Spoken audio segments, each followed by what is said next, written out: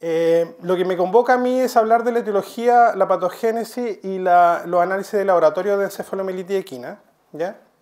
Y yo soy profesor, así que siempre hago como unas presentaciones que son, desde el punto de vista docente, desde lo más general a lo más específico. Entonces, primero, cuando hablamos de encefalomielitis equina, lo primero que debemos decir es que es un arbovirus, ¿ya? ¿Qué son los arbovirus? Son virus transmitidos por vectores biológicos. Si bien su nombre se refiere a artrópodo, los arbovirus también, o dentro de los arbovirus también hay enfermedades transmitidas por roedores, como el anta, ¿ya? Entonces no es solamente transmitido por artrópodos, sino que por un vector biológico. ¿Y qué es un vector biológico? Un vector biológico es puede ser, digamos, en este caso un insecto, pero es un ser vivo que replica el virus para transmitirlo, ¿ya? Es necesario para la presentación de la enfermedad. O sea, podemos tener, por ejemplo, el hospedador, podemos tener el virus, pero si no tenemos el vector biológico, no hay enfermedad. Ejemplo, el dengue. El dengue en la zona continental es difícil que se presente porque no está el Aedes aegypti. Eso no está entre comillas porque siempre hay pasos del vector, sobre todo por la zona norte del país, y en eso el ISP está constantemente, digamos, supervisando y monitoreando ese cuadro y esa enfermedad, ¿ya? Entonces, si no tenemos el vector, no existe la enfermedad.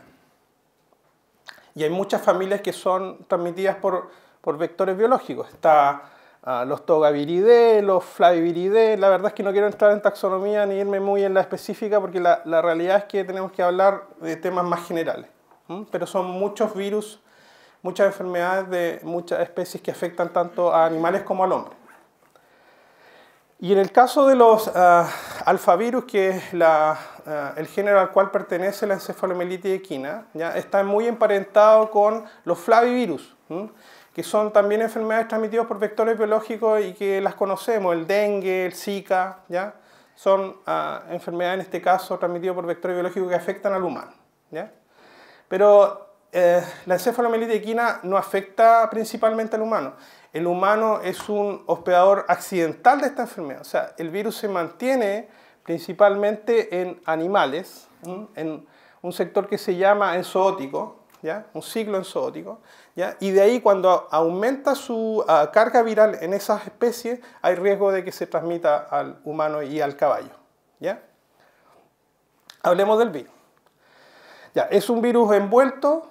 Por lo tanto, es un virus que es fácilmente destruible, ¿ya? Se destruye con gran facilidad, ¿ya? Pero, bueno, los virus tienen mecanismos de transmisión en este caso que evita que sea destruido, porque la realidad es que se mantiene en organismos vivos y la transmisión es a través de organismos vivos, ¿ya? Entonces no vamos a contraer encefalomielitis equina porque tocamos un fluido directamente, ¿ya? Vamos a ser contagiados porque nos pica un vector, ¿ya? Eso es la realidad, ¿ya? Y desde el punto de vista de las proteínas, que es lo importante para el diagnóstico, la más relevante es la proteína E2 de envoltura, ¿ya? Que sobre esa se realiza el diagnóstico y además los anticuerpos séricos van dirigidos contra esa proteína. Entonces, la técnica serológica detecta anticuerpos contra la proteína E2 y el diagnóstico genético detecta la proteína E2, o sea, en realidad el gen de la proteína E2. Cuando hablamos de encefalomielitis equina, los ciclos son muy intrincados, hay muchos vectores involucrados. Entonces, en ese sentido hay que un poco limpiar esto. Acá tenemos una figura que incluye la encefalomielitis equina venezolana. Bueno, yo no lo dije, pero hay 3 cepas, ¿ya? Está la venezolana, la del oeste y la del este, ¿ya? Y la que nos interesa a nosotros porque ha ido avanzando y ha tenido brotes, digamos, repentinos y más cercanos en la encefalomielitis del oeste, pero en general la venezolana, digamos, es la más grave, ¿ya? Es la que ha provocado más infección en humanos y ha provocado brotes más masivos también en equinos, ¿ya? O sea, se habla de cientos de miles de animales en Venezuela y Colombia, ¿ya? Pero estamos hablando de la década del 60, la década del 40 también. Es una enfermedad que tiene mucha historia, ¿ya? Y si limpiamos esto, porque esto es como inentendible, ¿no es cierto? Si limpiamos eso y dejamos solamente la encefalomielitis del oeste, tenemos que la mantención es a través de Javes, ¿ya? El ciclo enzootíco, y la especie involucrada en la transmisión, no voy a hablar mucho de la especie de transmisión porque también en la parte epidemiológica que va a tocar el SAC va a hablar sobre ello, ¿ya?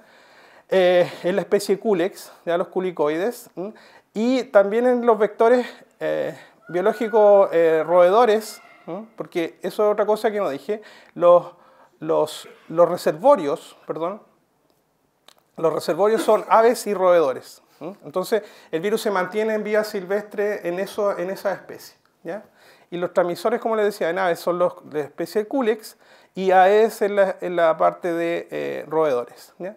Y desde este ciclo que es enzootíco o epizootíco en la naturaleza se va a transmitir a los humanos y a los caballos como hospedadores terminales de la enfermedad. Ya, ¿cómo el virus provoca el daño? ¿Ya? Como el virus ingresa a través de la inyección que realiza el mosquito, ingresa directamente al torrente sanguíneo, entonces ya no tiene que pasar barrera inmunológica, el virus ingresa directamente y se disemina por el organismo, ¿ya? Y ahí puede infectar distintos tipos de células, ¿ya? Principalmente infecta células del sistema retículo endotelial, estamos hablando de monocito macrófago, y a través de esas células va a infectar distintos tejidos, principalmente el hígado y las células de los vasos sanguíneos. O sea, el virus se disemina por todo el cuerpo, ¿ya? Y desde el punto de vista de las cepas más veloces, por así decirlo, en producir el cuadro, hay incubaciones que pueden durar horas. Estamos hablando de 26 a 48 horas, que son las cepas más patógenas en realidad, no es la realidad. Si nosotros lo vemos por los distintos cepas de encefalomielitis equina, la del oeste, por ejemplo, en los caballos, la que es más lenta en la incubación. Se puede demorar hasta 3 semanas. Aquí tenemos la del este, que es la que tiene la menor incubación, y la máxima es la del oeste. Entonces, las incubaciones son variables, pueden ser muy tempranas, pero también pueden ser incubaciones de semana, ¿ya? Y lo mismo pasa en el humano. En el humano la incubación más larga es por la encefalomielitis del oeste y la más corta es por la venezolana. Y el otro aspecto que importa de esta enfermedad siempre es la mortalidad o la letalidad. ¿Cuánto mata el virus de los que infecta? La verdad es que estos virus no son 100% mortales. De hecho, lo dijo el doctor Guajardo, que el primer médico veterinario de argentino sobrevivió. Qué bueno. El porcentaje varía según la cepa, ¿ya? Pero en el caso del humano estamos hablando de un 9% en promedio y en 30% los mayores de 65 años, ¿ya? O sea, igual es una mortalidad relevante. O sea, nos encerramos con un 2% en COVID, así que siempre tomemos eso como parámetro, ¿ya? Pero bueno, esta enfermedad no es como el COVID, la transmisión es totalmente distinta, ¿ya?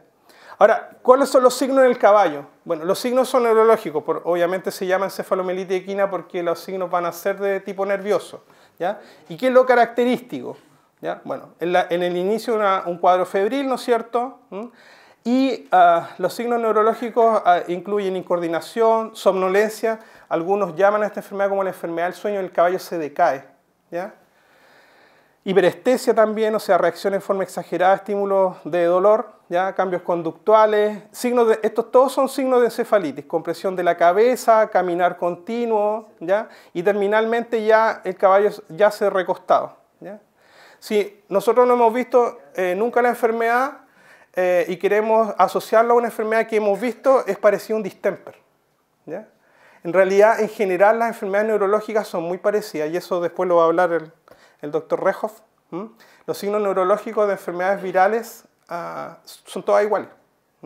Todas cursan con encefalitis, todas cursan con parálisis, ¿ya? Entonces no es una enfermedad como que yo diga, ya, ese caballo tiene signos neurológicos, encefalomielitis equina. No, hay que hacer diagnóstico diferencial, ¿ya? Y también hay una presentación que no es encefalítica, donde solamente el caballo está decaído y tiene anorexia, o sea, tan inespecífico como eso. O sea, depresión y anorexia, eso es un término de relación amorosa, termina con esos signos, depresión y anorexia. Patológicamente, ¿qué se presenta? Bueno, hay alteraciones vasculares. Yo ya dije que el virus infecta las células del endotelio vascular, y eso significa que va a dañar los vasos sanguíneos, ¿ya? Y en la forma no encefalítica, principalmente va a afectar los linfonódulos y la médula ósea, ¿ya? Estas fotos me interesó ponerlas porque son del año 30, imagínense, hace más de 100 años ya se investigaba esta enfermedad y además uno puede ver las fotos, digamos, patológicas y ve cómo el virus va atacando el sistema nervioso. Si se fijan, bueno, no sé si hay algún patólogo acá, vi como el doctor Farías parece que se está inscribiendo. Hola, Carlos. Voy a preocuparme de lo que voy a decir entonces. Aquí hay manguitos perivasculares, ¿ya? ¿Estoy bien, doctor Farías? Manguitos perivasculares, hay infiltración de células mononucleares y si se fijan en este acercamiento, aquí hay una neurona y las células del sistema inmune la están atacando. O sea, el mismo sistema inmune es el que ataca el tejido nervioso, ¿ya? Así se produce la encefalomielitis equina. Ya, ¿cómo es el diagnóstico? Mis colegas del SAC, yo soy muy amigo de Alfonso y de Cristian Mathieu, me dijeron, oh, supe que iba a dar la charla. Bueno, yo les dije, cuéntenme cómo hacen el diagnóstico, porque el SAC es el único que está haciendo el diagnóstico, entre paréntesis, ¿ya? Bueno, ellos hacen lo que es la inhibición de hemagglutinación.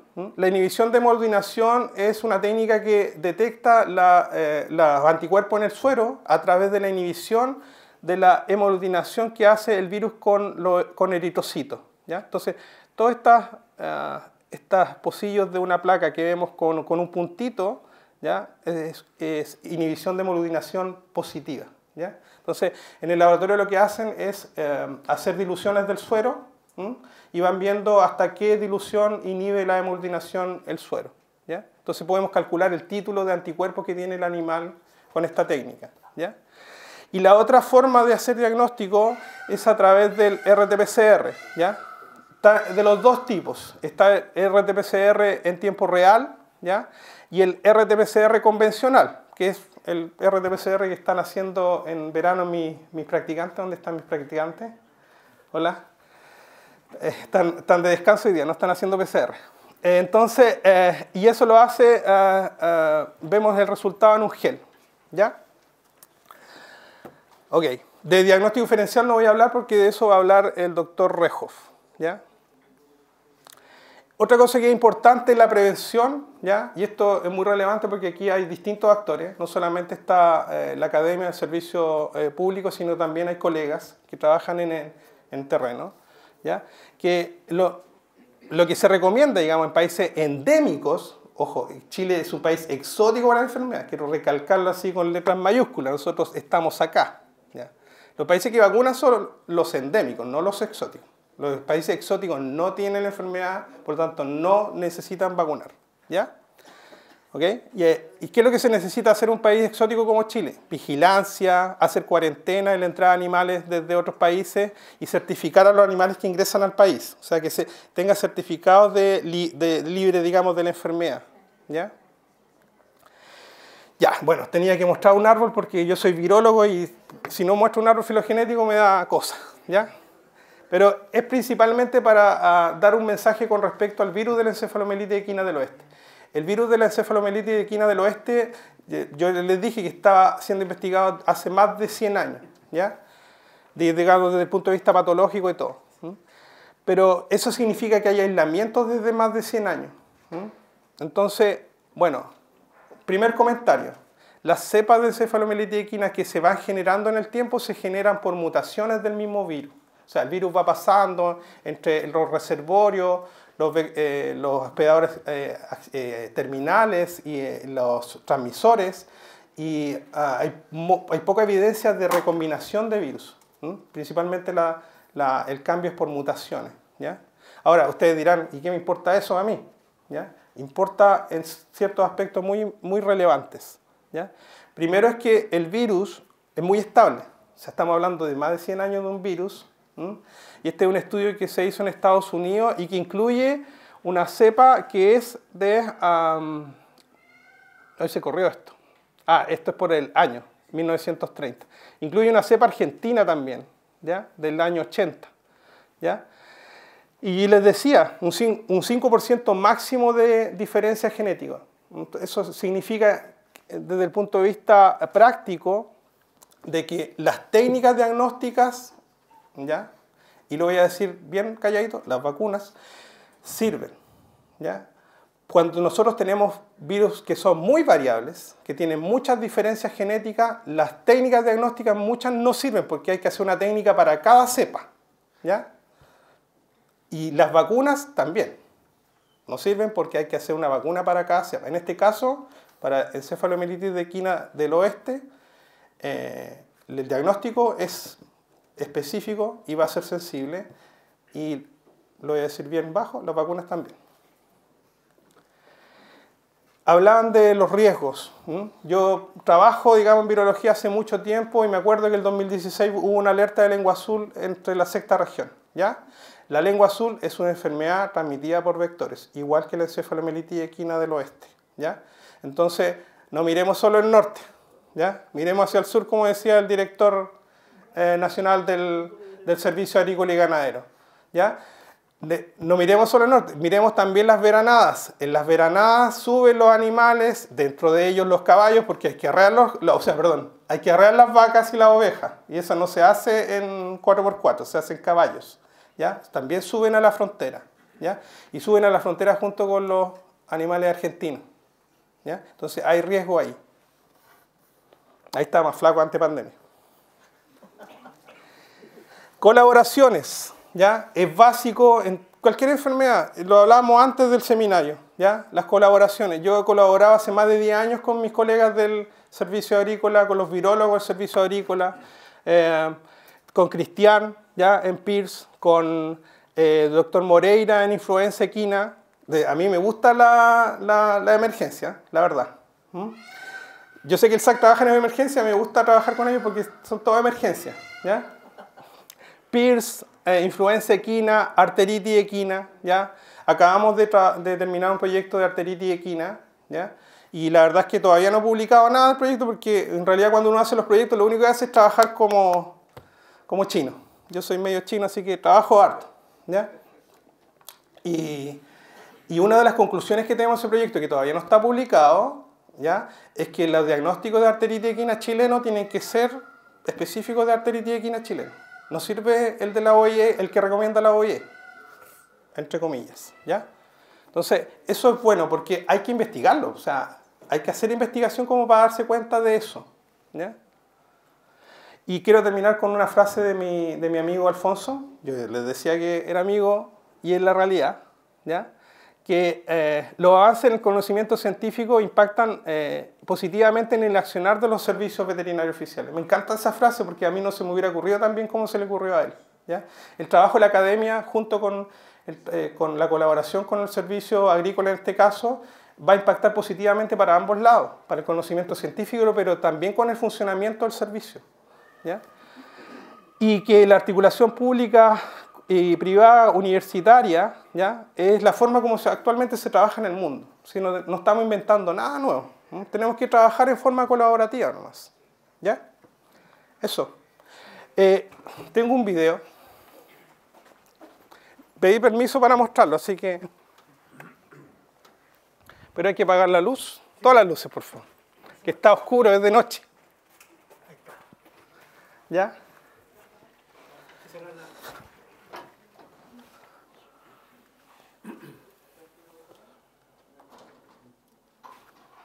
Es un video de un caso chileno de un cuadro neurológico, ¿ya? No quiero que se alarmen, ¿eh? Aunque igual provoca alarma, ¿ya? Bueno, yo como virólogo siempre me está llegando información de colegas que trabajan en terreno. Obviamente en este caso del cuadro neurológico del caballo, lo primero que hice fue recomendarle al colega que llamara al SAC, ¿ya? Siempre los equinos cuando tienen cuadros neurológicos, ¿ya? Sobre todo los virales, lo primero que falla es el tren posterior, ¿ya? Hay daño en la propiocepción, si se dan cuenta el caballo intenta caminar pero no puede apoyar bien las patitas traseras, ¿ya? Obviamente que se hizo la denuncia y todo, ¿sí? De hecho el colega está acá en el auditorio, así que... no me ha contado cómo terminó el caso y supongo que no es encefalomielitis equina, pero de esa cosa hay que darse cuenta, ¿ya? Y lo primero es denunciar. Ya no quería dejarlo así como tan callado, pero... Es un caso que sucedió en diciembre.